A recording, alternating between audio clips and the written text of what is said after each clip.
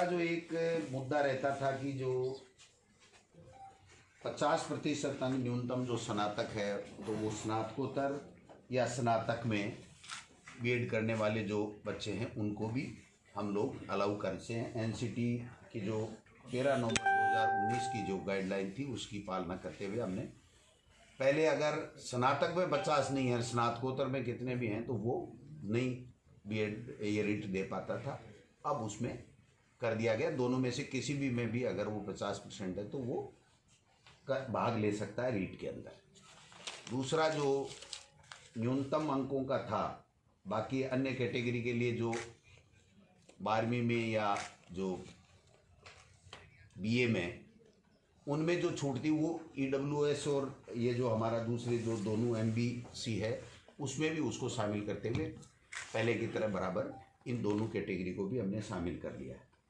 वाणिज्य जो विषय था उसकी काफ़ी समय से मांग उठ रही थी और उसको शामिल पहले नहीं किया जा रहा था। अब हमने इसको सोशल स्टडी L2 जो L2 का होगा हमारा बीएड किया हुआ व्यक्ति, तो वो उसमें सोशल स्टडी के अंदर हम उसको बीएड वाले को भी पात्र मान रहे हैं। एक रीट के साथ हमें सिलेक्शन का जो क्राइटेरिया था, जो पहले रूल थे उसमें 30% एकेडमिक के थे और 70% रीट के थे। तो हालांकि ये रीट का पार्ट नहीं है लेकिन बताना ज़रूरी है क्योंकि जो बच्चा रीट दे रहा है उसको ध्यान में रहना चाहिए कि मेरा सिलेक्शन का क्या क्राइटेरिया है।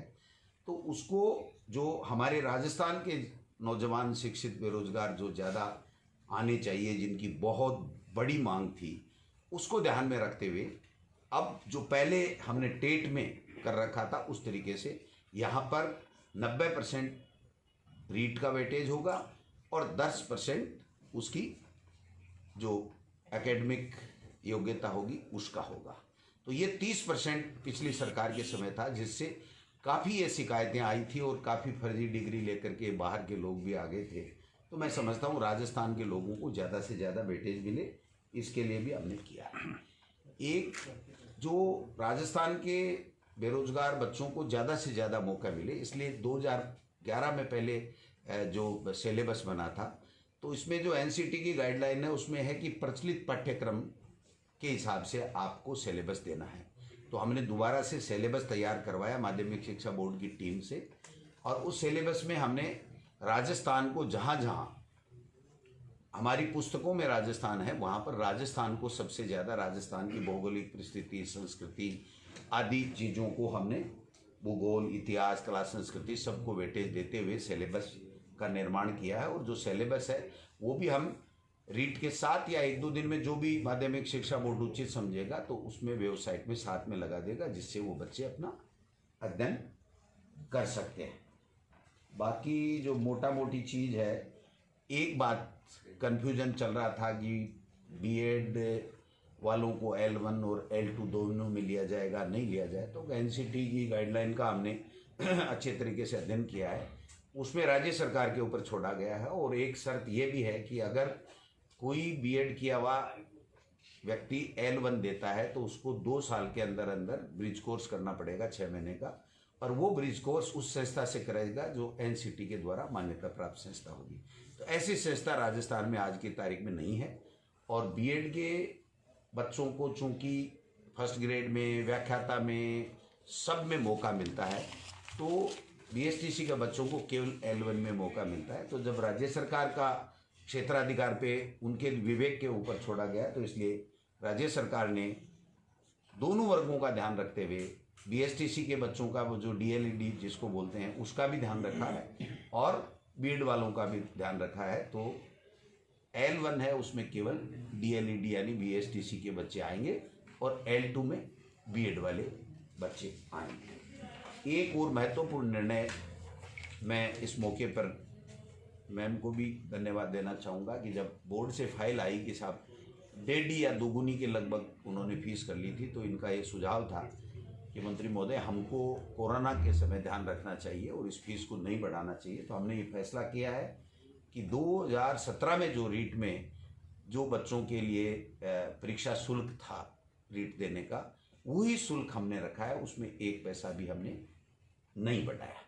बाकी बोर्ड का जो टेंटेटिव कार्यक्रम है वो कल आ जाएगा, वो अपने हिसाब से करेंगे। लेकिन जो हमारे पास में आया है लगभग 11 जनवरी से जो ऑनलाइन आवेदन इनके लेने का उनका टेंटेटिव है, इसमें परिवर्तन हो भी सकता है, वो बोर्ड का काम है। लेकिन जो मोटा मोटी मेरे पास में आया है उसके हिसाब से हम लोग 11 जनवरी से 8 फरवरी तक आवेदन लेंगे, और फिर चालान और जमा कराने की वो भी 4 फरवरी तक की है, और वेबसाइट पर प्रवेश पत्र की 14/4 डेट रखी है उन्होंने टेंटेटिव, और प्रथम 6 से 8, 10 से 12:30 परीक्षा का समय, और वो जो 1 से 5 कक्षा का है वो 2:30 से 5, इस तरीके से 25 अप्रैल की एग्ज़ाम है। तो ये जो मैंने टाइम टेबल बताया, ये बोर्ड अपने हिसाब से आवेदन लेने का घटा सकता है, बढ़ा सकता है, वो उनके विवेक पर, उसमें राज्य सरकार का कोई दखल नहीं है।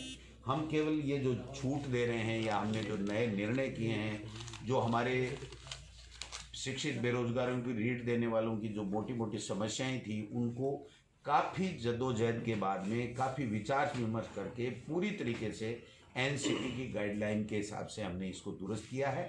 जो मोटा फैसला किया गया है, वो मोटा फैसला राजस्थान के बच्चों को ज़्यादा से ज़्यादा मौका मिले, इसके लिए राजस्थान का जो हमारी पुस्तकों में पाठ्यक्रम में है सामग्री, उसमें से जो सिलेबस है उसका निर्माण किया गया है, और जो 10 और 90 का जो वेटेज है वो वेटेज हमने आगे सिलेक्शन में किया है। ये मोटा मोटी जो आज हम भेज रहे हैं, अब वो आज कल निकालें परसों निकालें, वो उनके ऊपर है। जब भी विज्ञप्ति निकलेगी उसके बाद में इन लोगों को मौका मिलेगा। सर एक लाइन में पूछें तो क्या अब लेवल 1 में बीएडधारी को शामिल नहीं किया जाएगा, आपके कहने का मतलब ये है? बिल्कुल, राज्य सरकार ने अंतिम फैसला कर लिया है, क्योंकि ये राज्य सरकार पर छोड़ा गया था।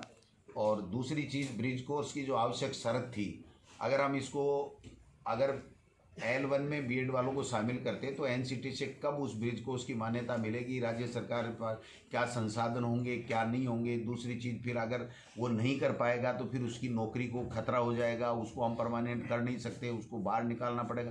तो कई तरह की कॉम्प्लिकेसी बढ़ने की संभावनाएँ थी। और दूसरी, अन्य स्टेट्स का भी हमने किया है, तो कई जगह कोर्ट केसेज में हैं, बिहार में हुआ है और जगह हुआ, तो वहाँ एनसीटी ने जो अपनी उत्तर रिप्लाई दिया है कोर्टों में, वो भी उन्होंने कहा ये राज्य सरकार का निर्णय है। तो L1 में केवल बीएसटीसी वालों को मिलेगा, और बाकी सभी एग्जाम्स में बीएड वालों को तो मिलता ही नहीं।